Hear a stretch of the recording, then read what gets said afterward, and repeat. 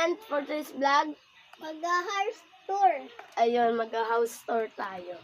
So, ito yung lamesa namin. So, kanina dyan kami nagtitiktok. Kanina dyan, paganyan kami nagtitiktok. At ito yung higaan. So, si mama natutulog dyan minsan-minsan. At ito yung bintana. So, meron tayong tinatawag na lagayan ng mga damit. Ito pong yung mga lagayan ng damit. Ayan. So, ganyan lang At po. sa ako na pagkain. Ayan. So, dito pa yung nilalagay yung mga sapatos. So, ayan po yung altar natin dyan. Andyan po yung altar natin. Ito po, oh.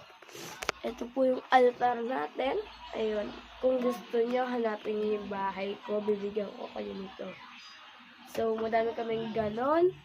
At sabihin nyo na lang kung gusto nyo ng part 2. Sige.